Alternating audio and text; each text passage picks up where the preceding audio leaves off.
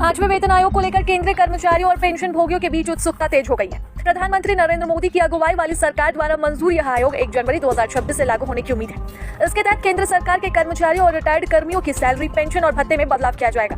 सबसे ज्यादा चर्चा सैलरी बढ़ोतरी और फिटमेंट फैक्टर को लेकर है। माना जा रहा है कि नए वेतन आयोग से लाखों परिवारों की आमदनी पर सीधा असर पड़ेगा। अमीरा रिपोर्ट्स की माने अगर फिटमेंट फैक्टर ऊपरी स्तर तक तय होता है तो मौजूदा 18,000 की न्यूनतम बेसिक सैलरी बढ़कर 51,480 रुपए तक पहुंच सकती है। हालांकि सरकार ने अभी सैलरी बढ़ोतरी के प्रतिशत पर कोई भी आधिकारिक घोषणा नहीं की है। एक रिपोर्ट में कहा गया कि देश में करीब 50 लाख केंद्रीय कर्मचारी और लगभग 65 लाख पेंशन भोगी हैं, जिन्हें 8वें वेतन आयोग का फायदा मिलेगा। सरकार हर 10 साल में वेतन आयोग बनाकर कर्मचारियों के सैलरी और पेंशन की समीक्षा करती है। इस बीच महंगाई भत्ते यानी कि डीए को लेकर फैल रही अफवाहों पर भी सरकार ने सफाई दी।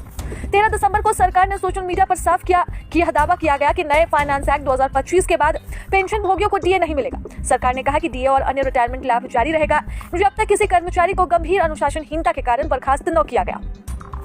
सीसीएस पेंशन नियमों के बदलाव केवल ऐसे मामलों में ही लागू होते हैं। अब फिटमेंट फैक्टर को लेकर एनालिसिस्ट की राय है कि सरकार महंगाई, वेतन में आई गिरावट और सरकारी वित्तीय स्थिति को ध्यान में रखेगी। शुरुआती अनुमान बताते हैं कि फिटमेंट फैक्टर 1,83,000 से 2,57,000 के बीच हो सकता है। टैक्स एक्सपर्ट्स की माने तो अभी कोई भी अंतिम आंकड़ा नहीं तय हुआ है। गौरतलब है कि 7वें वेतन आयोग में भी फिटमेंट फैक्टर 2.57% था, लेकिन इसका मतलब यह नहीं है कि सैलरी उतनी गुना ही बढ़ेगी। अंतिम फैसला आयोग की रिपोर्ट के आने के बाद ही तय होगा।